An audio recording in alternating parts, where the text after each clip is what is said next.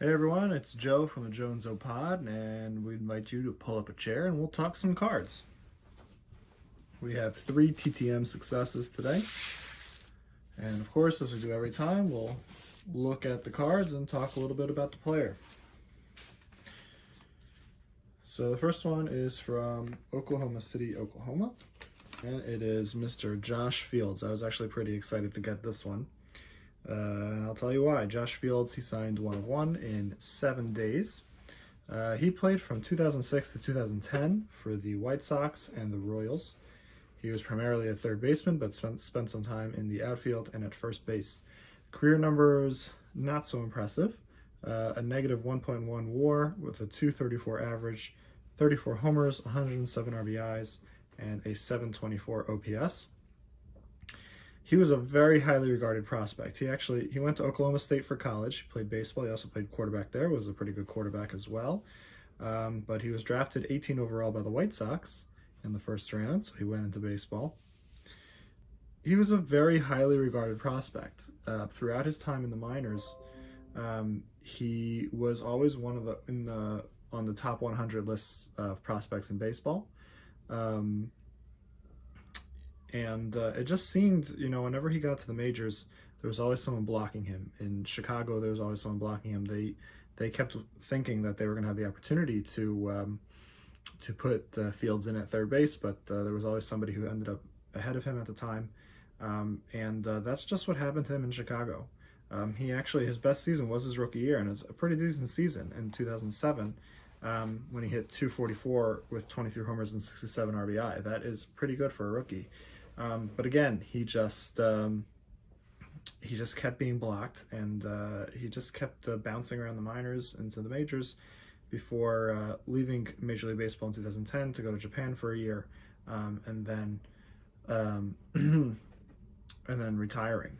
Bit of trivia for him: he actually hit a homer in his first career at bat, which is more common than you would think, but still a very rare thing overall. I think this is pretty cool in terms of knowing that he signed it. If you look down at the bottom of the card, you can see over here the autograph printed on the card as part of this set, and then right above it is his autograph, and it's pretty similar. A little different, which could be chalked up to just random, how you signed it, and also not printed, actually real. So anyway, I remember when Josh Fields was playing, and I was very excited for him to come up as a prospect. I was disappointed that he was not more successful in the majors, and I was very excited to get his card. So thank you, Mr. Fields. The next response is from Providence, Rhode Island, and I knew who this was. I usually don't know who the cards are from. I'll explain, because I don't like to put any identifying markers on my envelopes that I send in, because I would like it to be a surprise. But this actually, Mr. Greg Gagne put his return label on the envelope, so I knew that it was coming from him. So let's get a look at the cards. Here is Mr. Greg Gagne. That is how you pronounce it. I looked it up. He signed 3 of 3 in 14 days. He was a pretty prominent player. He played he made his major league debut in 1983, became a solid starter in 1985, and he played all the way till 1997. He was a shortstop, primarily with the Minnesota Twins, where he won 2 World Series in 1987 and 1991. He then played a few years with the Royals, and then another year with the Dodgers. As you can see, there's a Dodgers card, there's a Royals card with actually Hall of Famer Andre Dawson over there, and another Dodgers card. His career numbers: 26.3 WAR, so pretty good, a 254 average, 111 homers, 604 RBIs, and a 684 OPS. He was drafted in the 5th round in 1979 by the Yankees. He was traded to Minnesota in 1982, made his major league debut in 1983, and like we said before, became the full-time starter in 1985. He had a very successful run with the Twins, and he was very popular there. And they actually, the only reason they didn't re-sign him is because they had just given Kirby Puckett a huge extension. it's tiny for now, but at the time, $5.3 million a year. And they couldn't afford Mr. Gagne anymore, so he left. But he was pretty steady throughout his career. If you look at his career numbers, by the way, I don't think I've ever mentioned this, but all the statistics I quote are all from baseballreference.com, which is a fantastic site, and you should definitely go and check them out and support them. But if you look at his numbers over there, he's pretty consistent year to year in terms of what his career numbers were. Really, it's like you pencil him in every single year for pretty much the same numbers.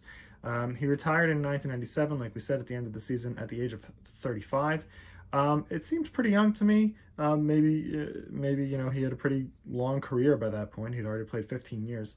But he seemed to be healthy, and like I said before, he was consistently producing. So if anyone has any information on that as to why he retired at that age, please let me know. His best season was in 1993, at least hitting-wise was in 1993 with Kansas City. It was his first year in Kansas City. He hit .280 with 10 homers and 57 RBI, and he actually finished 22nd in MVP voting that year. So that's an interesting little tidbit there. He was before my time. I don't really remember when he played. I remember when I got these cards. It was some of the first cards that I got.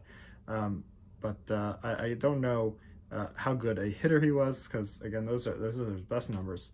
.280 was actually a pretty high average for him. So I assume he must have been a really good fielder, and probably a really good teammate too, just because it seems that he was beloved everywhere he went. Little trivia from him. 3 bits of trivia. Number 1, in a game on October 2nd, 1986, he actually hit 2 inside the park home runs in one game, which he was the second player since 1930 to accomplish that feat, so that's pretty cool. That's bit of trivia number 1. Bit of trivia number 2 is in Game 1 of the 91 World Series, he hit the game-winning home run. 91 World Series, of course, was the famous worst to first, the Twins versus the Braves, where both teams had been in last place the year before, and they went 7 games in 91 with the Twins winning on Jack Morris's 10-inning shutout. That was really a classic World Series of its time, and Greg Gagne was responsible for the Game 1 win. And then third bit of trivia is that he is in the Twins Hall of Fame, inducted in 2010. So like I said, beloved in Minnesota, and a pretty solid player. So that was Mr. Greg Gagne. And the last one we have is from Seattle, Washington. And it's Mr. Jerry Dipoto, who many of you may know as the Mariners general manager, but may not have known that he was a pitcher for a few years. So he signed 1 of 1 in 7 days. He played from 1993, as you see over here. This is a rookie card, Major League debut, 1993, till 2000. He was a pitcher, like we said, with the Indians, the Mets, and the Rockies. He was a relief pitcher. Decent numbers. He had a 6.1 WAR, 27 and 24 for his career, with a 4.05 ERA and a 1.51 WHIP. He was drafted in the 3rd round by Cleveland in 1989. And then was traded to the Mets as part of a big trade that involved Jeremy Burnitz, who eventually became a star for the Brewers. And then after the Mets, he signed with the Rockies. He had to retire in 2000. He had a lingering neck injury, which he just could not come back from.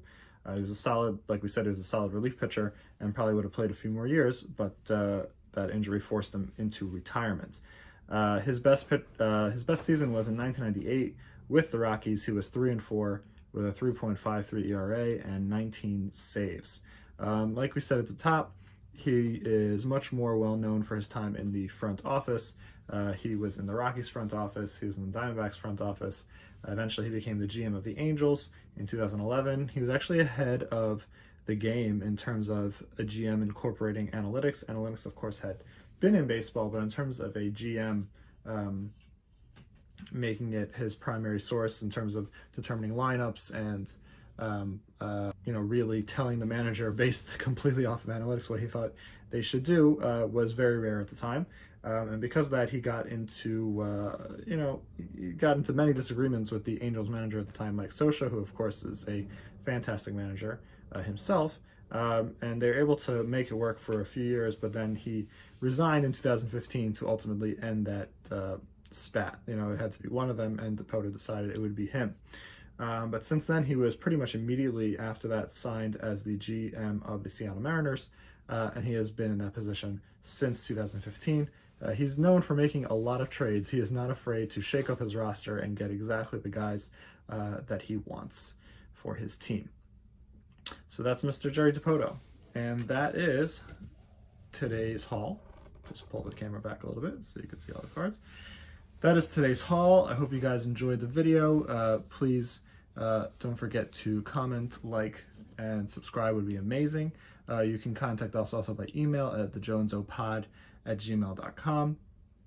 And until next time, thanks for sitting down with us, and we'll be back soon to talk some more cards.